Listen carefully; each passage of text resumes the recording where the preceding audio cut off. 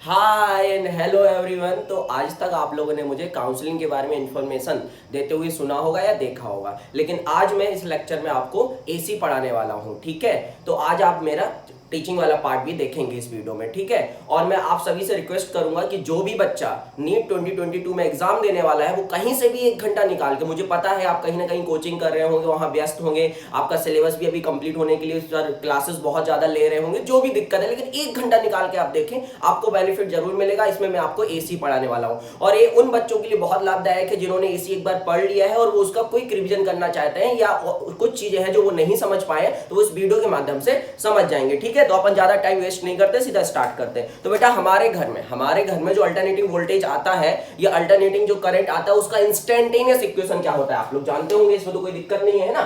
तो आपको पता है जो हमारे घर में अल्टरनेटिंग वोल्टेज आता है उसका इंस्टेंटेनियस इक्वेशन ही होता है। अब बोलोगे सर इंस्टेंटेनियस इक्वेशन से आप क्या समझते हैं? इंस्टेंटेनियस इक्वेशन ये होता है कि जो मुझे किसी भी इंस्टेंट पर, किसी भी टाइम टी पर वोल्टेज की वैल्यू बता रहा है। क्या बता रहा है? किसी भी टाइम टी पर वोल्टेज की वैल्यू। जैसे मैं आपसे बोलूं बताओ टी इक्वल टू 0 पर हमारा वोल्टेज क्या है, अल्टरनेटिंग वोल्टेज क्या है जो हमारे घर पे आ रहा है, तो आप हमें टी को क्या रख देंगे, 0 रख देंगे। अगर आपको ये वीडियो फास्ट लगता है, आपको ऐसा लगता है सर बहुत फास्ट बोल रहे हैं, तो आप 0.75x पे भी देख सकते हो, 0.5x पे भी देख सकते हैं, लेकिन आपको मजा बहुत आने वाला है। ठीक है, मैं जो भी जहां से सवाल बन सकता है वो सब कुछ इस वीडियो में आपको बताऊंगा। ठीक है, अच्छा, और करंट का क्या होता है बेटा? आई नॉट साइन ओमेगा टी, ये अल्टरनेटिंग करंट का इंस्टेंटेनियस इक्वेशन है। आप किसी भी टाइम टी पर करंट या आप अल्टरनेटिंग वोल्टेज निकाल सकते हैं इस इक्वेशन के हेल्प से। अब बोलोगे सर ये क्या होता है, तो आपको पता है कि साइन ओमेगा टी की जो मैक्सिमम वैल्यू हो सकती है वो +1 हो सकती है और मिनिमम वैल्यू -1 हो सकती है। इसलिए जो अल्टरनेटिंग वोल्टेज की मैक्सिमम वैल्यू आप देख सकते हो उसकी मैक्सिमम वैल्यू +1 होगी, जब इसकी भी वैल्यू क्या होगी, मैक्सिमम होगी, तो ई नॉट हो सकती है। तो ई नॉट यहाँ पे maximum value of alternating voltage कहलाता है, जिसको अपन पीक वैल्यू बोलते हैं या क्या बोलते हैं फिर बेटा अपन एम्पलीट्यूड बोलते हैं। अल्टरनेटिंग वोल्टेज का है तो पीक वैल्यू है तो एम्पलीट्यूड बोलते हैं। उसी प्रकार से करंट की जो मैक्सिमम वैल्यू है वो भी कितनी हो सकती है, आई नॉट हो सकती है।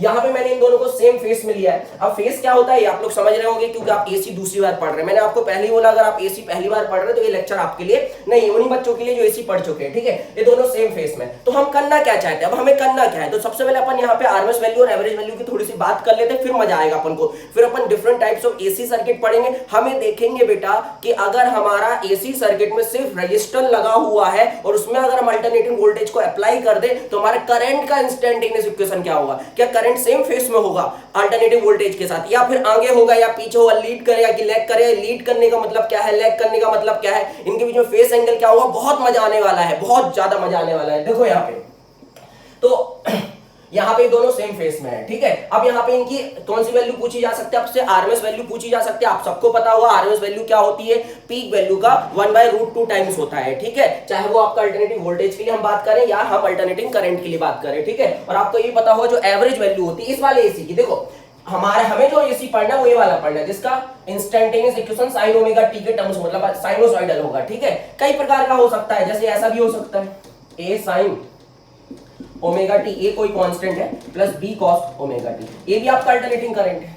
अब इसकी कोई अगर आपसे आरएमएस वैल्यू पूछ ले तो कैसे निकालोगे? तो बेटा इसकी भी मैं आपको निकालना बता दूंगा कि कैसे, आपको रिजल्ट याद रखना है। ठीक है, तो सबसे पहले इसकी अपन बात कर लेते हैं। ठीक है, तो इसकी जो एवरेज वैल्यू, किसी भी अगर वेरिएबल करंट है या वेरिएबल आपका वोल्टेज है तो उसकी एवरेज वैल्यू कैसे निकाली जाएगी, और ओवरऑल हाफ साइकिल भी निकालना है अपन को यहाँ पे और ओवरऑल कंप्लीट साइकिल भी निकालना है। तो पहले मैं आपको मैथमेटिकल फॉर्मूला बता दे रहा हूँ एवरेज के लिए।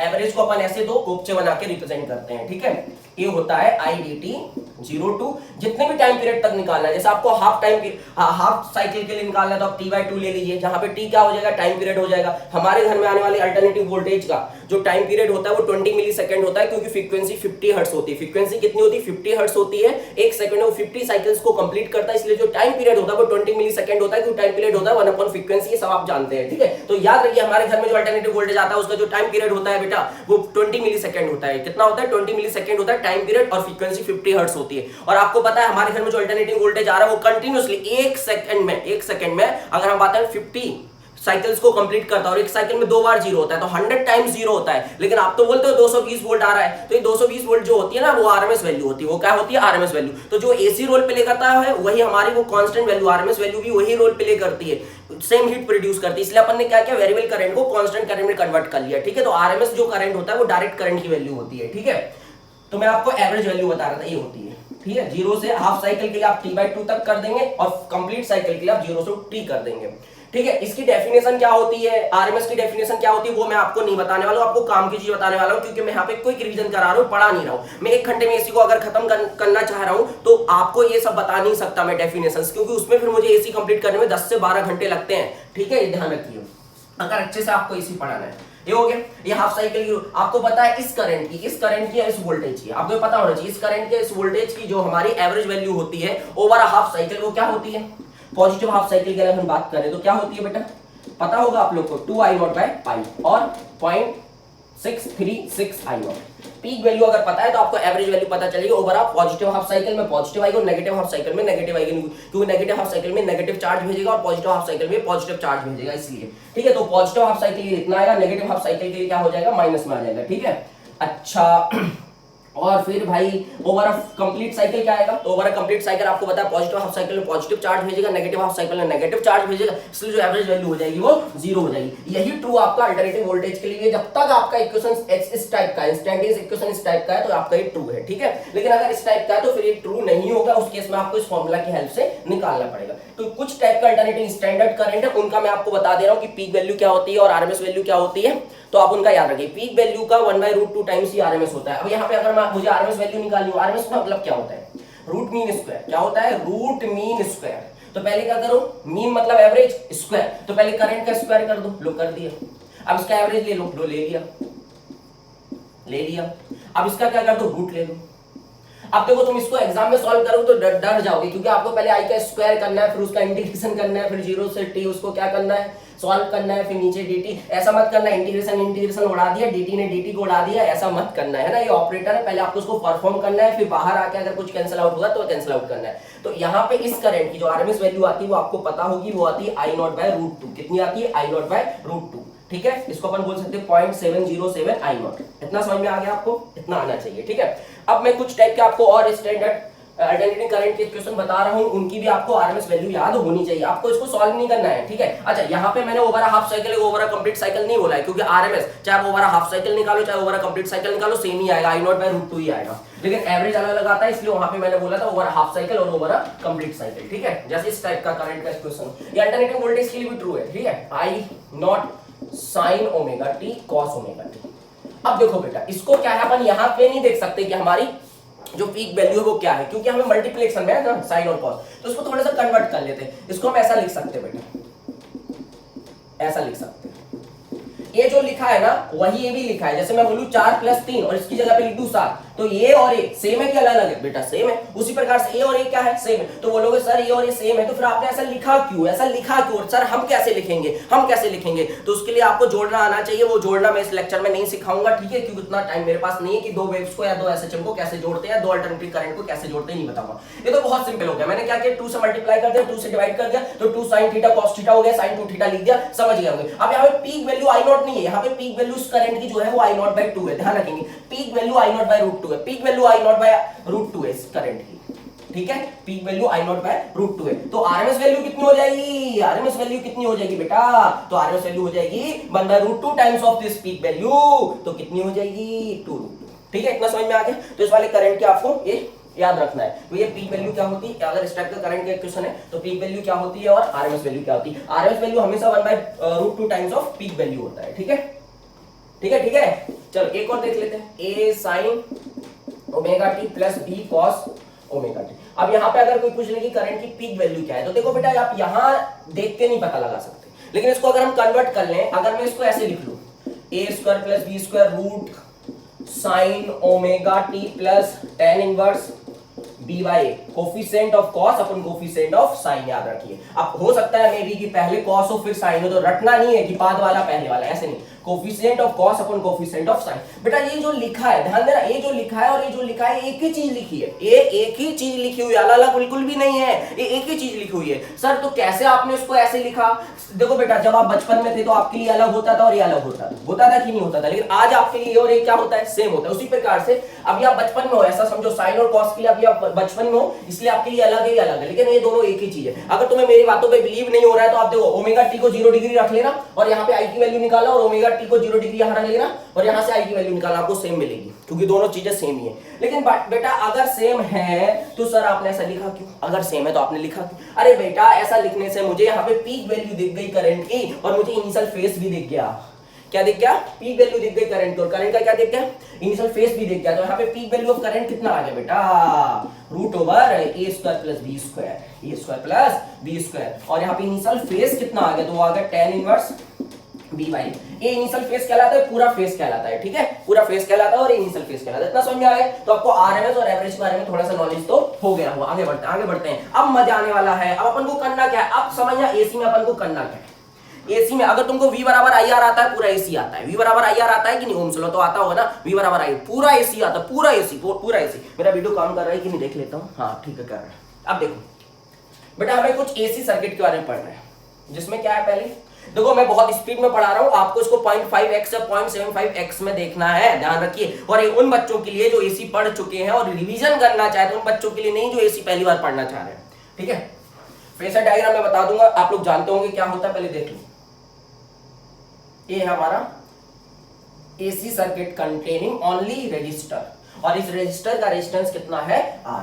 यहां पे आपने क्या किया बेटा, एक एसी सर्किट लिया, ठीक है, उसमें क्या है, सिर्फ और सिर्फ हमारा रेजिस्टर है और उसमें आपने अल्टरनेटिंग वोल्टेज को अप्लाई कर दिया, ये लगा दिया आपने अल्टरनेटिंग वोल्टेज। आपने को पता है अल्टरनेटिंग वोल्टेज का जो इक्वेशन होता है वो ये होता है, आप जानते हैं। हमारे घर में जो अल्टरनेटिंग वोल्टेज आ रहा है उसका इक्वेशन ही होता है, बिल्कुल होता है सर, बिल्कुल होता है, ठीक। अब हमें करना क्या है, समझना, आपको करना क्या है। अब यहाँ भी रेजिस्टर है, यहाँ पे इंडक्टर आ जाएगा, यहाँ पे कैपेसिटर आ जाएगा, यहाँ पे कॉम्बो पैक आ जाएगा, इंडक्टर और कैपेसिटर का, इंडक्टर और रेजिस्टेंस का, कैपेसिटर और रेजिस्टेंस का, और कैपेसिटर रेजिस्टेंस और इंडक्टर तीनों आ जाएंगे। अरे समझे, सीरीज में ही पढ़ना है, पैरेलल में नहीं पढ़ना है। तो आपको करना क्या है, आपको बेटा यहाँ पे करंट का इक्वेशन लिखना है, करंट का इंस्टेंटेनियस इक्वेशन लिखना है और ये देखना है कि करंट इसके साथ सेम फेस में है या करंट इसको लीड कर रहा है या करंट हमारा इसको लैग कर रहा है। लीड करने का मतलब क्या है, लैग करने का मतलब क्या है, मैं समझा रहा हूं। और सेम फेस में होने का मतलब क्या है, देखो बेटा, ये अपनी वैल्यू को कंटिन्यूअसली चेंज कर रहे हैं तो करंट भी अपनी वैल्यू को कंटिन्यूअसली चेंज करेगा। करंट अगर अपनी वैल्यू को कंटिन्यूअसली चेंज करे, ये भी अपनी वैल्यू को कंटिन्यूअसली चेंज कर रहे हैं, तो कभी ना कभी अपनी जीरो वैल्यू को अटेन करेंगे, अपनी मैक्सिमम वैल्यू को, पॉजिटिव मैक्सिमम वैल्यू को अटेन करेंगे, नेगेटिव मैक्सिमम वैल्यू को अटेन करेंगे कि नहीं करेंगे। अरे साइनोसॉइडल बनेगा ना बेटा ऐसा। तो देखो ये अपनी मैक्सिमम वैल्यू को अटेन कब किए, अगर मैं टाइम पीरियड T ले लो तो T/4 पे की। ये अपनी जीरो वैल्यू को अटेन पहली बार कब किया, T=0 पे किया। दूसरी बार कब किया, T=T/2 पे किया, जहां पे कैपिटल T क्या है, इसका टाइम पीरियड है। फिर अपनी मैक्सिमम नेगेटिव वैल्यू को अटेन करेगा, फिर जीरो वैल्यू को अटेन करेगा। कंटिन्यूअसली वैल्यू चेंज हो रही है ना, हाँ हो रही है, बिल्कुल हो रही है, क्योंकि साइन का फंक्शन है। बिल्कुल समझ रहे होंगे, हाँ बिल्कुल समझ रहे हैं। अब आप ये देखो भाई, करंट भी तो अब करंट क्या आएगा, साइन आएगा, कॉस आएगा, भी वो नहीं पता मुझे, है ना।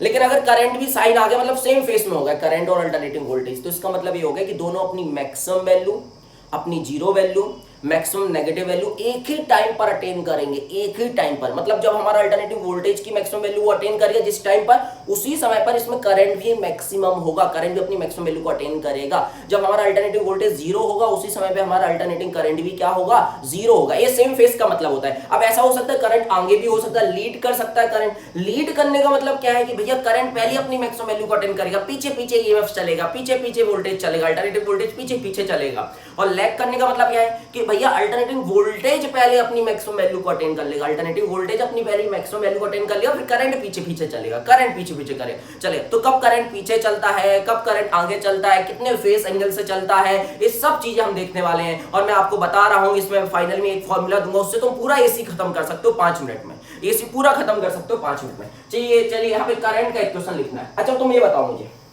करंट मुझे पीक, करंट का इक्वेशन क्या होगा, I0 sin omega t plus phi, यही तो होगा। प्लस माइनस फाइव कुछ भी आ सकता है। अगर फाइव जीरो हो गया मतलब सेम फेस में हो जाएंगे। अगर फाइव प्लस π/2 हो गया तो हमारा करंट लीड कर जाएगा π/2 से। अगर माइनस π/2 हो गया तो इसका मतलब हमारा करंट लैग करने लग जाएगा इसको π/2 से। प्लस 5 हो गया तो 5 से लीड करने लग जाएगा करंट। माइनस 5 हो गया तो पीछे हो जाएगा। ठीक है, तो हमको ये 5 निकालना होता है। ठीक है, बेसिकली इस केस में 5 आपका जो आता है वो 0 डिग्री आता है, क्योंकि यहाँ पे आपका अल्टरनेटिंग करंट और अल्टरनेटिंग वोल्टेज सेम फेस में होते हैं। इसका पूरा डेरिवेशन है वो मैं आपको नहीं कर रहा हूँ, बस आपको काम की चीज बता रहा हूँ। तो आपको आई नॉट चाहिए, अगर करंट का इंस्टेंटेनियस इक्वेशन लिखना है तो आपको आई नॉट चाहिए, मतलब मैक्सिमम वैल्यू ऑफ करंट चाहिए। तो maximum value of current Ohm's law लगा दो। आई बराबर क्या होता है बच्चा, आई बराबर V/R। लो एक्चुअली में आर नहीं है, ये है this is the resistance, this is the resistance offered by that current element to the flow of AC। तो रेजिस्टर का जो रेजिस्टेंस होता है वो R होता है।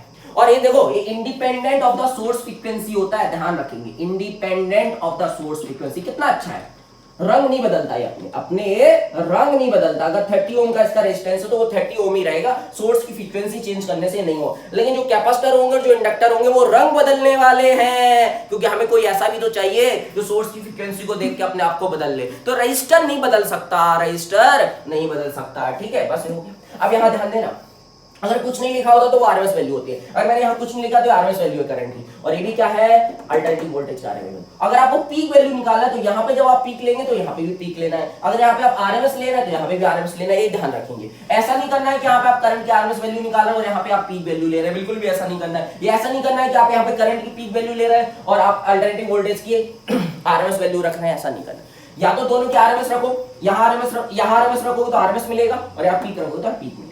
समझ में आ रही बात? तो इसका जो रेजिस्टेंस है, रजिस्टर का जो रेजिस्टेंस होता है वो independent of the source frequency होता है, काम की चीज है। और यहाँ पे फाई जो आता है वो 0 डिग्री आता है, फाई होता है फेस एंगल, मतलब ये दोनों सेम फेस में होते हैं। मतलब in case of register alternative voltage और अल्टरनेटिव करंट अपनी सेम टाइम पर मैक्सिमम वैल्यू को अटेन करते हैं, सेम टाइम पर अपनी 0 वैल्यू को अटेन करते हैं और सेम टाइम पर अपनी minimum negative maximum negative value को अटेन करते हैं, ठीक है, समझ गए? हाँ, तो यहाँ पे करंट का इक्वेशन क्या आ गया, आई नॉट साइन, ठीक है।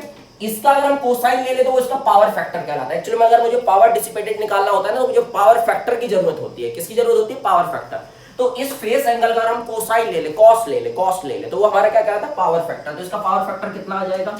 cos फाई, ये है पावर फैक्टर। कोसाइन ले लो बस फेस एंगल का, तो कितना आ गया? cos 0, और cos 0 कितना होता है? 1। तो इसका फेस एंगल मैक्सिमम होता है, इसलिए इसमें डिसिपेटेड पावर सबसे ज्यादा होता है। और डिसिपेटेड पावर कितना आ जाएगा सर्किट का? आपने V × I पढ़ा है, एवरेज निकाल रहे हो ना, एवरेज पावर है dissipated power in this circuit. आपने बेटा V × I पढ़ा है, पावर इक्वल टू डीसी में पढ़ा है ना, V × I होता है, V²/R होता है या I² R होता है, वो यहाँ पे।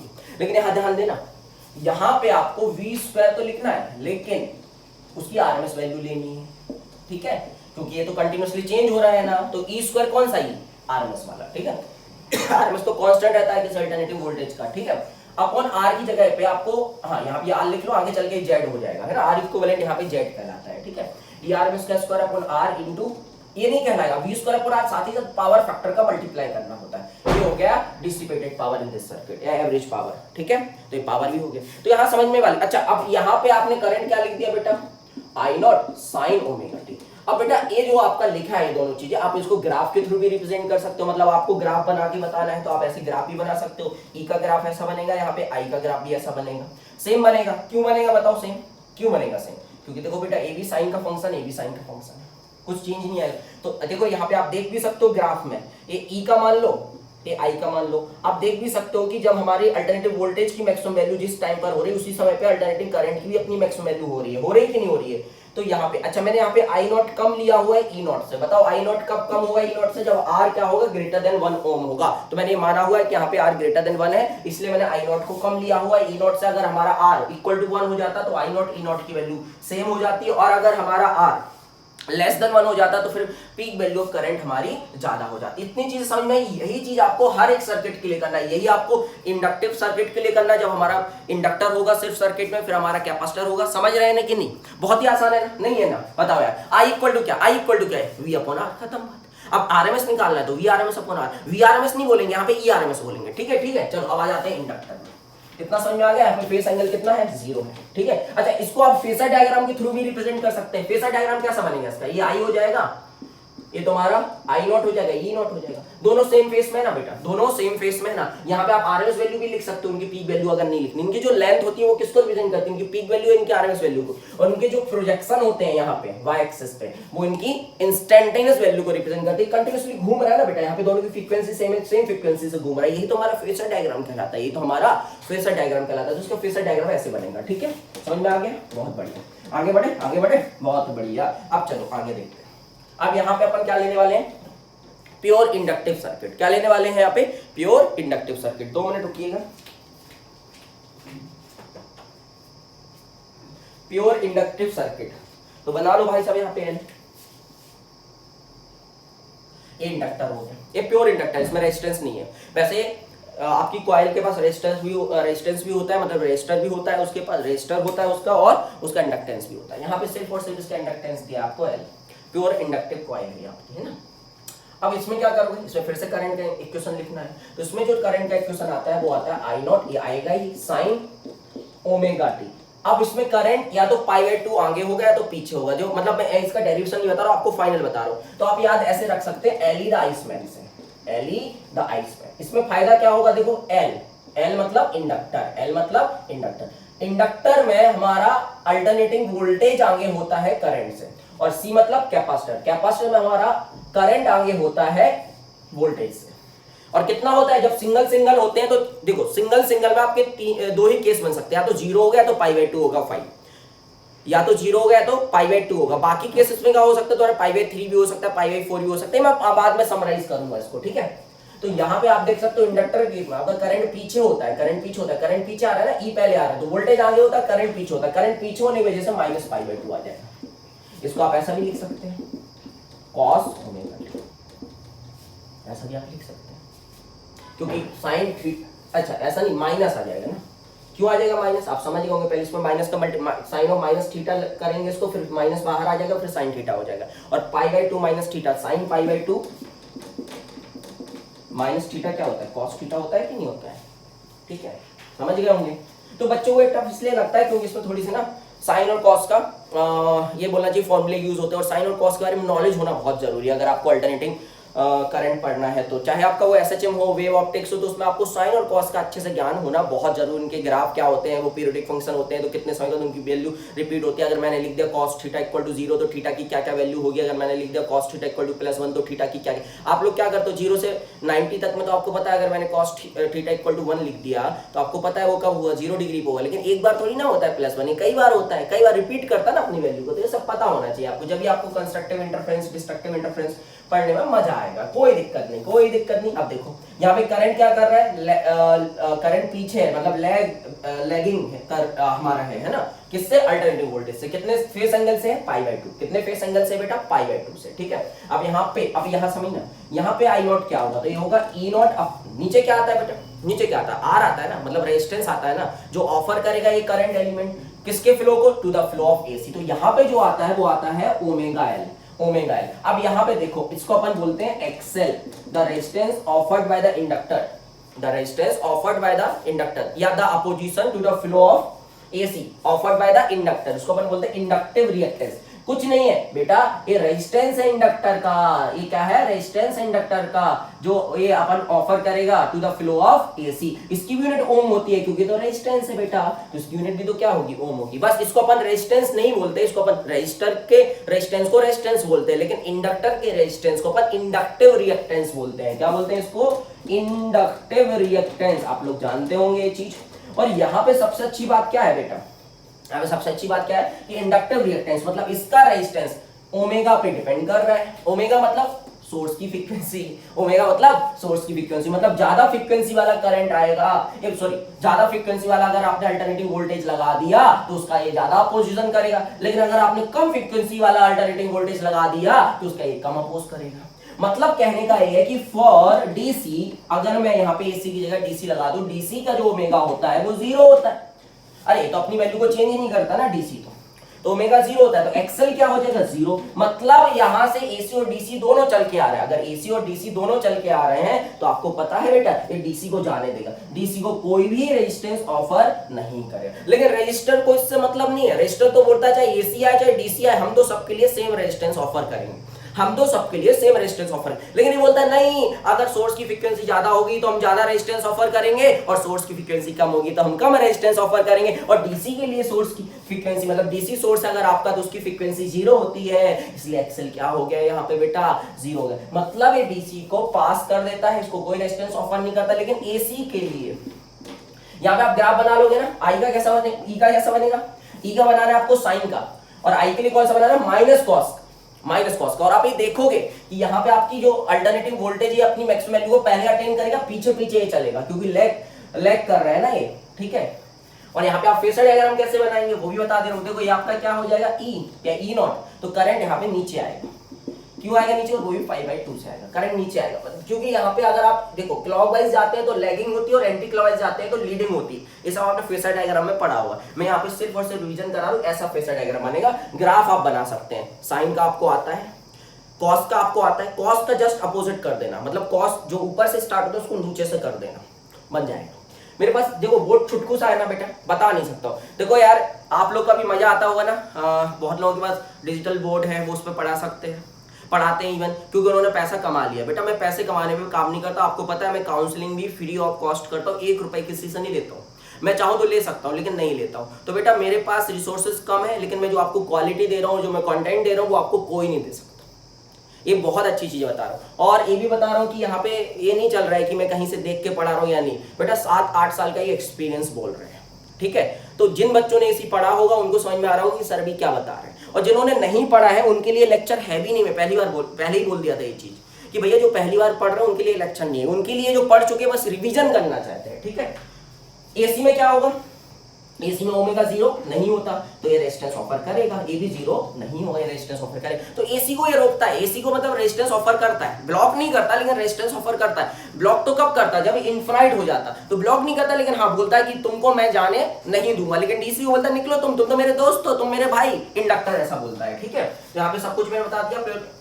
अच्छा यहाँ पे पावर फैक्टर कितना हो जाएगा, यहाँ 5 कितना आ गया, 5 आ गया -π/2 या π/2 ले लो, आपको ये पता है यहाँ माइनस आएगा कि प्लस आएगा, बस इतना याद रखना कि करंट क्या कर रहा है, यहाँ पे लैग कर रहा है। तो अगर अल्टरनेटिव वोल्टेज के रिस्पेक्ट में करंट के लिए लिखूंगा तो -π/2 आ जाएगा, और अगर मैं अल्टरनेटिव वोल्टेज का लिखूंगा विद रिस्पेक्ट टू करंट तो फिर वो हमारा +π/2 आ जाएगा, क्योंकि वोल्टेज आगे है ना, तो आगे होता है तो प्लस और पीछे होता है तो माइनस। तो मैं करंट का लिख रहा हूँ, अगर मैं करंट का लिखूं with respect to alternative voltage तो माइनस आता, क्योंकि करंट पीछे है, ठीक है। इतना समझ में आ गया। इसका पावर फैक्टर कितना हो जाएगा, 0। तो डिसिपेटेड पावर कितना आ जाएगा, 0। मतलब इंडक्टर में कोई पावर डिसिपेशन नहीं होता, लेकिन याद रखिए प्योर इंडक्टर होता ही नहीं है। अगर प्योर इंडक्टर होता तो पावर डिसिपेशन 0 होता, मतलब इलेक्ट्रिसिटी बिल ही नहीं आता फिर तो हमारा, ठीक है। लेकिन प्योर इंडक्टर नहीं होता, इसमें इसका कुछ ना कुछ रेजिस्टर भी होता है, मतलब रेजिस्टेंस भी होता है, इसमें कुछ पार्ट रेजिस्टर का भी होता है, ठीक है। इतना समझ में आ गया। चलो अब अपन देखते हैं capacitive circuit. Pure capacitive circuit मतलब कैपेसिटर लगा दिया, फिर से वही कहानी, अल्टरनेटिव वोल्टेज का instantaneous equation, current I naught sine. यहाँ पे मैंने क्या बताया, कैपेसिटर क्या चाहता है, करंट आगे रहे, और वो अकेला होगा तो वो π/2 आगे लेके जाता है, करंट अकेला होगा तो। इसको अपन ऐसा भी लिख सकते हैं, आई नॉट कॉस ओमेगा। यहाँ पे इन दोनों के बीच में आप फेस एंगल देख सकते हैं, π/2 का करंट लीड कर रहा है, ठीक है। आप समझ में आ रहा हो। यहाँ पे आई नॉट क्या हो जाएगा, आपको पता है E0/I बराबर E/R। यहाँ पे जो R होता है, जो रेजिस्टेंस से ऑफर करता है, उसको अपन XC कहते हैं। क्या कहते हैं, XC, capacitive reactance. Capacitive reactance, capacitive reactance क्या है, the resistance offered by the capacitor to the flow of AC, to the flow of AC।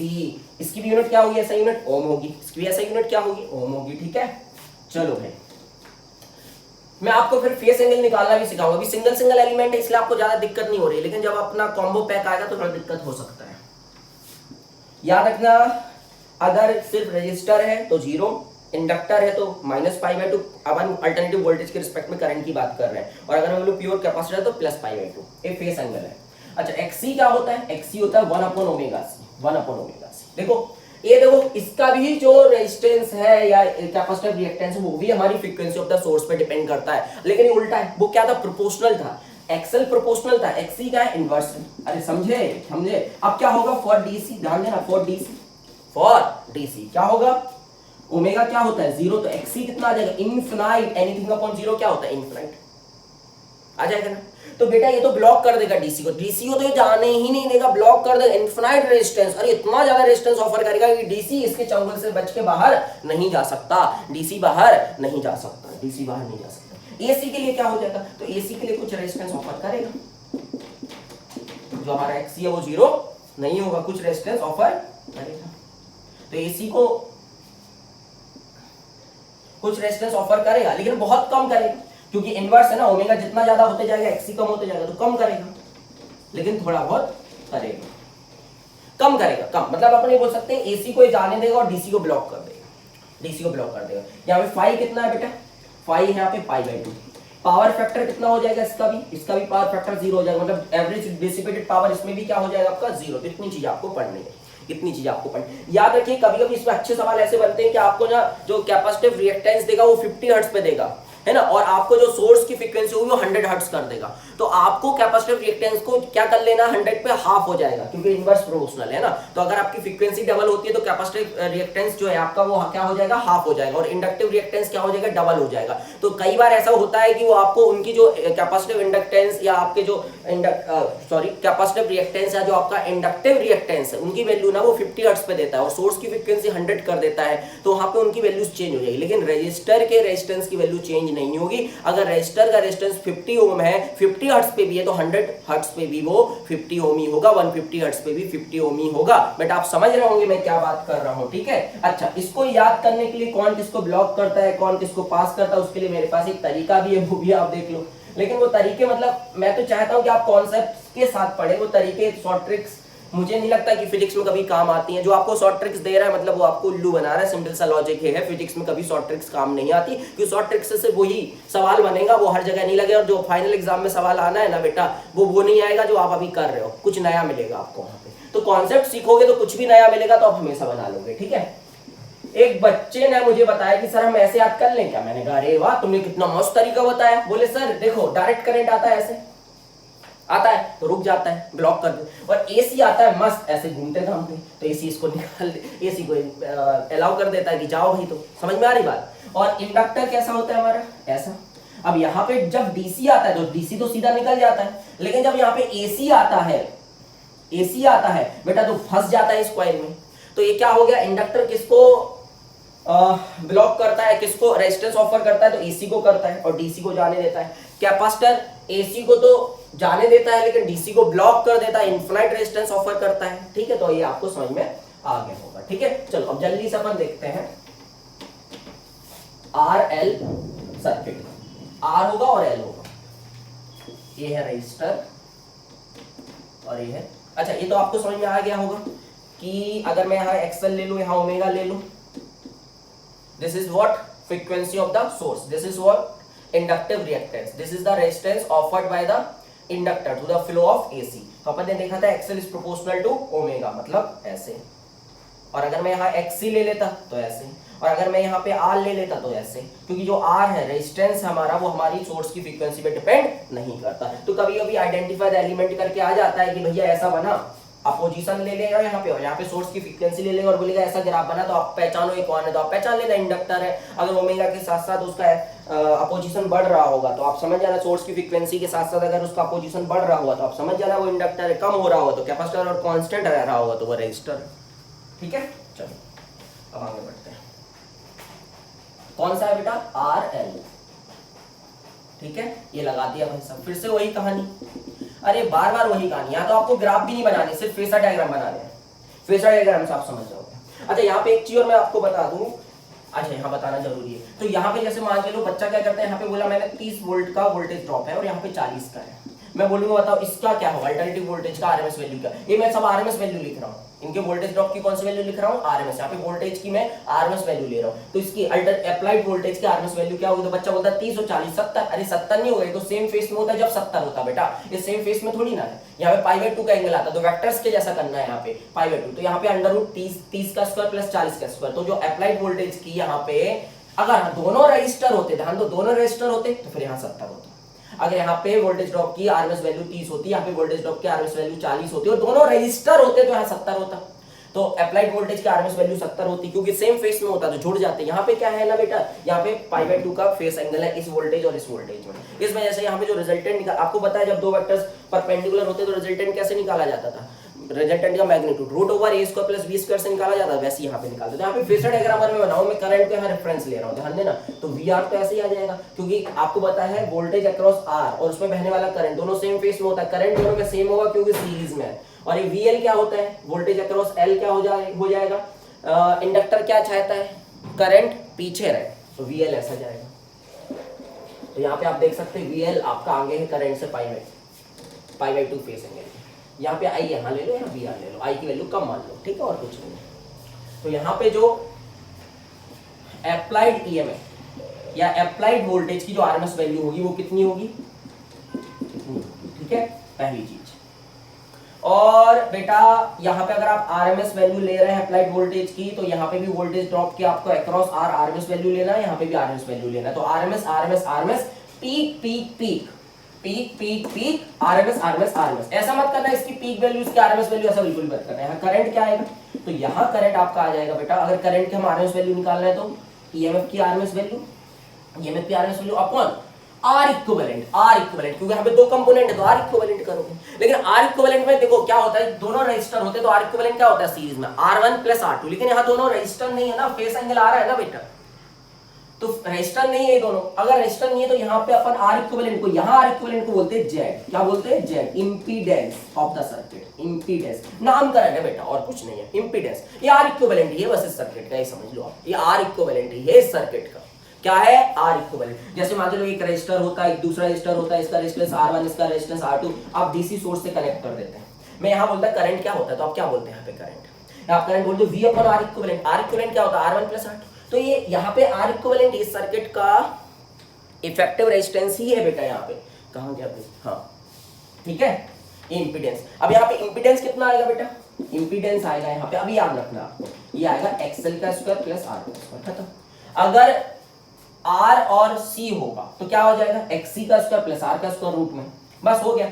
यहाँ पे फाइव, यहाँ पे कौन आगे होगा कौन पीछे होगा, तो यहाँ पे बेटा देखो रेजिस्टर क्या चाहता है, करंट में वोल्टेज के साथ फेस में रहे, इंडक्टर क्या चाहता है, करंट π/2 पीछे हो जाए, ये चाहता है कि करंट π/2 पीछे हो जाए इससे, और ये चाहता है कि नहीं भाई साहब तुम इससे पीछे मत हो, साथ साथ चलो। तो यहाँ पे क्या हो जाएगी, मिली जुली सरकार बनेगी, मतलब यहाँ पे ओवरऑल करंट आपका पीछे रहेगा लेकिन π/2 से नहीं रहेगा। अगर इंडक्टर अकेले होता तो करंट पीछे होता π/2 से, यहाँ करंट पीछे रहेगा लेकिन π/2 से नहीं रहेगा, π/2 से नहीं रहेगा, हो सकता है π/4 से रहे, हो सकता है π/6 से रहे, लेकिन भाई साहब π/2 से नहीं रहेगा, लेकिन करंट पीछे रहेगा, करंट पीछे रहेगा। तो करंट का जो इक्वेशन लिखा जाएगा यहाँ पे वो I0 sin omega t minus phi लिखा जाएगा। बेटा फाई कैसे निकाला जाएगा, फाई तो इंपीडेंस ट्रायंगल से निकाला जाता है, अब याद रखना वो होता है XL अपॉन R। एक्चुअली में तुम ऐसा याद कर सकते हो कि tan फाई कोई भी सर्किट हो XL minus XC upon R होता है, और जो Z होता है वो R square plus XL minus XC का होल स्क्वायर होता है। अब जैसे हम बात कर रहे थे यहाँ पे किसकी, RL की, तो XC क्या हो जाएगा 0, जब XC 0 हो जाएगा तो देखो यही मिल जाएगा आपको Z, और XC जब 0 हो जाएगा तो देखो आपको tan फाई भी XL बाय R मिल जाएगा। आप चाहे तो इससे निकालें, आप चाहे तो cos फाई भी निकाल सकते हैं, cos फाई सीधा सीधा आपका पावर फैक्टर कहलाएगा। तो tan फाई अगर इतना है तो cos फाई कितना हो जाएगा, cos फाई हो जाएगा तुम्हारा tan फाई ना R upon root over XL का स्क्वायर प्लस R का स्क्वायर, जो कि Z हो जाएगा, तो R बाय Z। तो किसी भी सर्किट का पावर फैक्टर जो होता है वो R बाय Z होता है। इवन ये आप ना चाहो तो ये आप जो हमारे जब सिंगल एलिमेंट लगा था वहां भी आप लगा सकते हो। कैसे लगा सकते हो आप समझो, आपको पता था जब आपका रजिस्टर था, हमेशा सिर्फ और सिर्फ रजिस्टर था, तो Z बराबर R था ना, तो R अपॉन R कितना आ जाएगा 1, पावर फैक्टर 1 आया था कि नहीं आया था। और मान चलो प्योर इंडक्टर था, तो प्योर इंडक्टर में आपको पता है आपका R 0 था, आपका R क्या था 0 था, तो cos फाई 0 आ जाएगा। प्योर कैपेसिटर था तो उसमें आपका R 0 था, तो उसमें भी तुम यहां से भी निकाल सकते हो, तुम यहां से भी निकाल सकते हो, फेस एंगल आप कहीं से भी निकाल सकते हो। और फाइनली आप याद रखेंगे, समझ में आ रहा होगा, अभी याद रखेंगे इसका फेजर डायग्राम ऐसा, यहाँ पे देखो ये आ जाएगा तुम्हारा अप्लाइड वोल्टेज की आरएमएस वैल्यू, रिजल्टेंट यही आएगा ना इन दोनों का, अपन वेक्टर्स के जैसा कर लेंगे, ठीक है। ये देखो ये है, यहाँ पे भी आप देख सकते हो कि आपका जो अल्टरनेटिंग वोल्टेज है वो आगे है, अल्टरनेटिव वोल्टेज क्या है आपका आगे है, या आप बोल सकते हो कि आपका करंट पीछे है 5 फेस, तो मैंने इसलिए तो माइनस लगाया। यहाँ भी आप देख सकते हो ये चीज, और यहाँ से भी आप देख सकते हो tan फाई क्या आ गया VL अपॉन VR आएगा, और VL को क्या लिख दोगे I इंटू XL लिख दोगे, इसको क्या लिख दोगे I इंटू R लिख दोगे, करंट सेम है दोनों में, आई तो कैंसिल आउट हो जाएगा, तो आपका आएगा ना XL बाय R, वही तो लिखा है बेटा XL बाय। ये सब चीजें मैंने कहां से लिखी है, यहीं से तो लिखी है बेटा, मैंने फेजर डायग्राम से ही तो लिखा है, समझ रहे होंगे ना। चलो भाई साहब, मैं यहाँ पे अभी सीरीज LCR सर्किट तक पढ़ाऊंगा, उसमें एक कंडीशन होती है रेजोनेंस कंडीशन। रेजोनेंस कंडीशन में क्या होता है, करंट उसमें मैक्सिमम होता है, जेड मिनिमम हो जाता है, तो उसको अगले लेक्चर में बता दूंगा, ठीक है, वो छोटी सी कंडीशन है। लेकिन रेजोनेंस देखो एसी का वेटेज बहुत ज्यादा है, 2 से 3 सवालों का। आप अगर लास्ट ईयर का पेपर उठाए तो 3 सवाल आए थे बेटा, 3 सवाल इस छोटे से चैप्टर से, इसको आप 15 मिनट में समराइज कर सकते हो, और जो जो चीजें मैं बता रहा हूं बस वो याद रखना। अब देखो आरसी, तो यहां पे करंट क्या रहेगा आगे रहेगा, लेकिन π/2 से नहीं रहेगा, फाई से रहेगा। यहाँ फाई क्या आ जाएगा, tan फाई निकाल लेंगे आप, तो क्या आ जाएगा XC अपॉन R आ जाएगा बेटा। cos फाई क्या आ जाएगा, वो तो हमेशा R बाय Z रहेगा। यहाँ पे करंट की आरएमएस वैल्यू क्या आ जाएगी, तो E upon R square plus XC का स्क्वायर आ जाएगा, ये जेड हो जाएगा सर्किट का इंपीडेंस हो जाएगा। अब तो आप समझ रहे होंगे सब चीजें, अब तो आप समझ रहे होंगे। अच्छा यहाँ पे अगर आपको इस सर्किट में एवरेज पावर डिसिपेशन निकाला, इसके पहले उसके पहले वाले जो अपन ने किया था आरएल में निकाला, तो आप क्या करोगे, आप यूज कर लोगे, आप कोई भी फॉर्मूला यूज कर सकते हो। देखो आप चाहो तो ये यूज कर सकते हो E R M S into I R M S V into I, लेकिन यहाँ पे आरएमएस लिखना है, साथ ही साथ पावर फैक्टर का मल्टीप्लाई करना है। इसी में आपको पावर फैक्टर का मल्टीप्लाई करना होता है। अगर आप पावर फैक्टर का मल्टीप्लाई नहीं करते तो आपका पावर एवरेज पावर नहीं कहलाता है, एक्चुअल पावर नहीं कहलाता। एक्चुअल में एक्चुअल पावर है, एक्चुअल पावर नहीं कहलाता, फिर आरएमएस पावर कहलाता है या अपरेंट पावर कहलाता है। आरएमएस पावर कहलाता है या अपरेंट पावर कहलाता है। इसको आप पीक वैल्यू के टर्म्स में लिख सकते हो।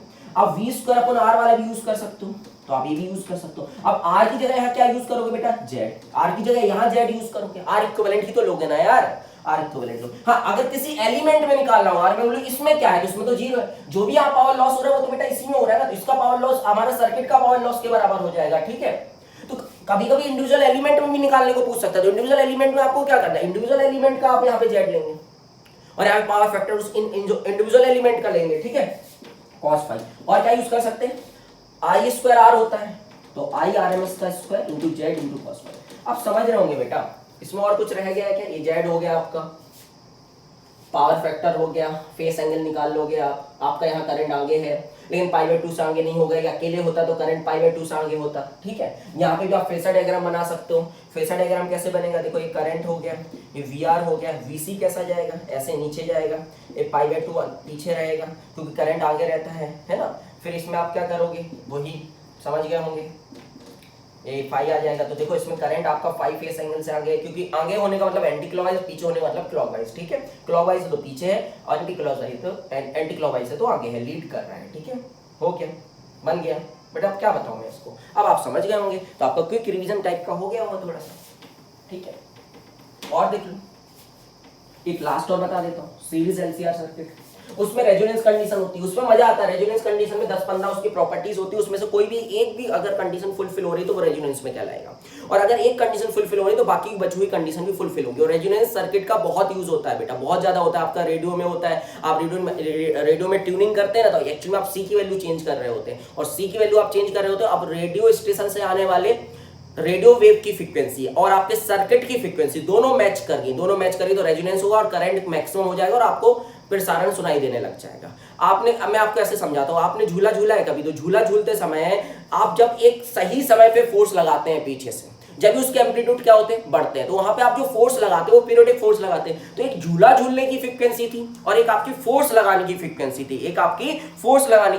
थी, अगर दोनों फ्रीक्वेंसी मैच कर जाती हैं तो वहां पे एम्पलीट्यूड जो है ऑक्सीलेशंस के वो मैक्सिमम हो जाते हैं, यहाँ पे करंट मैक्सिमम हो जाता है। आपने देखा होगा आर्मी वाले लोगों को बोला जाता है कि ब्रिज पे आप लोग परेड ना करें। क्यों ना करें, क्योंकि भाई साहब जब वो परेड करते हैं तो वो ब्रिज पे एक पीरियोडिक फोर्स लगाते हैं जिसकी कुछ फ्रीक्वेंसी होती होगी और एक नेचुरल फ्रीक्वेंसी हमारे ब्रिज की भी होती है। तो ब्रिज की नेचुरल फ्रीक्वेंसी अगर हमारी उनके जो वो फोर्स लगा रहे हैं उसकी फ्रीक्वेंसी के साथ मैच कर गई ना, तो फिर वहां पे भी रेजोनेंस होगा और ब्रिज हमारा कोलैप्स कर सकता है, ब्रिज हमारा टूट सकता है। वहां पे वाइब्रेशन कितने ज्यादा एम्पलीट्यूड हो सकते हैं कि ब्रिज आपको इलास्टिक के जैसा दिखे, ऐसे हिलते इलास्टिक के जैसा, इतने ज्यादा एम्पलीट्यूड हो सकते हैं उसके। और आप बोलोगे यहाँ पे वाइब्रेशन होना जरूरी है बेटा ब्रिज में, जब तो वो क्या होगा कि जब भारी भरकम चीज अगर रिजिड बना दोगे तो वो तुरंत टूट जाएगा। ठीक है, वहां पे थोड़ा डिफ्लेक्शन होना जरूरी है ना, इलास्टिसिटी होना जरूरी, जब तो आपका क्या होगा, जो लोड है या जो आपके वाइब्रेशन है वो फाउंडेशन को ट्रांसफर होंगे ना। ठीक है, समझ में आया होगा, रेजोनेंस का थोड़ा सा समझ में आया। एक सर्किट की फ्रीक्वेंसी होती है और एक एक्सटर्नल सोर्स की फ्रीक्वेंसी होती है, मतलब जो आप यहाँ पे अल्टरनेटिंग वोल्टेज लगाओ उसकी फ्रीक्वेंसी। जब अल्टरनेटिंग वोल्टेज की फ्रीक्वेंसी और हमारे सर्किट की जो नेचुरल फ्रीक्वेंसी है जो कि L और C पे डिपेंड करती है, 1/2 पाई रूट ओवर LC होती है, वो सोर्स की फ्रीक्वेंसी के साथ मैच कर जाएगा तो वहां रेजोनेंस होगा, करंट मैक्सिमम होगा। अच्छा रेजोनेंस कौन सा कहलाएगा, जब हम ये चाहते हैं कि पहले जो करंट फ्लो हो रहा है अदर फ्रीक्वेंसी पे, other than the resonance frequency में जो करंट फ्लो हो रहा है वो कम हो रहा है, और जैसी रेजोनेंस हो करंट अचानक से बहुत ज्यादा हो जाए, जिससे हमें पता चले कि हाँ रेजोनेंस हुआ, वो उसके क्वालिटी से पता चलता है, क्वालिटी फैक्टर से पता चलता है बेटा। और at the time of resonance current कितना मैक्सिमम होगा ये डिपेंड करता है आर पे। किस पे डिपेंड करता है, आर पे। तो जितना कम आर होगा उतना ज्यादा हमारा करंट मैक्सिमम होगा। आप क्या चाहते हो, जैसे मान लो पहले अदर फ्रीक्वेंसी से आपका करंट 2 या 3 एम्पीयर फ्लो कर रहा है, तो आप क्या चाहते हो बेटा, आप ये चाहते हो ना कि जब रेजोनेंस हो, जब हमारे सोर्स की frequency natural frequency of the circuit के साथ मैच कर जाए तो आपका करंट क्या हो, 2-3 एम्पेयर से 5 एम्पेयर हो, कि 2-3 एम्पेयर से सीधा 50 एम्पेयर हो जाए। तो हम चाहते हैं कि 2-3 एम्पेयर से सीधा 50 एम्पेयर हो जाए। हम ये नहीं चाहते 2-3 एम्पेयर से 5 एम्पेयर, 5 भी मैक्सिमम है, 50 भी मैक्सिमम है, लेकिन हम चाहते हैं कि 50 हो जाए। 50 हो जाएगा तो क्या हो जाएगा भाई साहब, आपको अलग से दिखेगा कि हाँ भाई साहब रेजोनेंस हुआ, रेजोनेंस हुआ, रेजोनेंस हुआ। जो आपका रेजिस्टर था, जो आपका बल्ब था, वो बहुत तेज जलने लग जाएगा।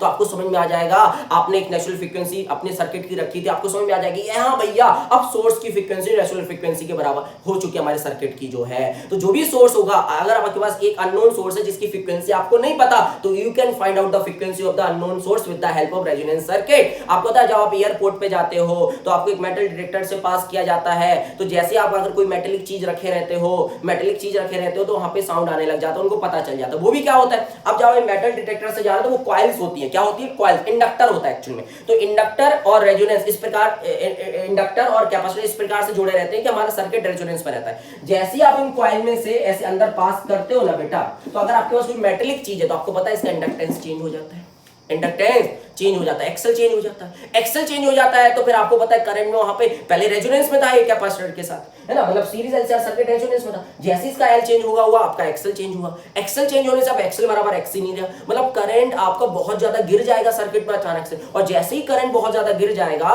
तो ये हमारा डिटेक्टर सेंस कर लेता है कि करंट बहुत ज्यादा गिर चुका है, तो बता देता है कि ये इसके अंदर कोई मेटेलिक चीज है, इसके पास कोई मेटेलिक चीज है। मैंने ये सब आपको बता दिया बेटा, समझ गए होंगे। चलो एक क्लास देख लेते हैं, आज की क्लास में इतना ही, फिर कभी और मिलते हैं। अगर आपको अच्छा लगे, मजा आया हो तो जरूर कमेंट करना बेटा, मैं और भी ऐसे लेक्चर्स बनाते रहूं। एक्चुअली मेरा काम पढ़ाने का है, काउंसलिंग तो मैं इसलिए आपकी इन्फॉर्मेशन इसलिए दे देता हूं भाई काउंसलिंग से रिलेटेड कि आपको, भाई मैंने देखा कि बच्चे बहुत ज्यादा परेशान होते हैं, कोई भी उनसे 1 लाख 2 लाख 5 लाख रुपए ले लेता, मुझे बिल्कुल भी अच्छा नहीं लगता। क्यों, आप किसको क्यों दे रहे हो 5 लाख रुपए? अरे मैं तो इस पे भी बात करना चाहता हूँ। अभी क्या होगा कि एक बच्चे का, अभी जो प्राइवेट एमबीबीएस की काउंसलिंग चली थी ना, मूव अप राउंड हुआ, तो उसमें ना 380 या 390 पे एक जनरल के बच्चों को कॉलेज मिल गया, ठीक है। अब वो उनको क्या बोलता है कि काउंसलर क्या बोलता है कि हमने तुमको कॉलेज दिलाया, तो हमको 5 लाख रुपए तो नहीं, तो मैं तुम्हारा अलॉटमेंट लेटर कैंसिल करवा दूंगा। अरे भाई साहब, तुम्हारे पप्पा अलॉटमेंट लेटर कैंसिल नहीं करा सकते, उसका वो सीजीडीएम नहीं दिया, तुमने कुछ नहीं किया यार।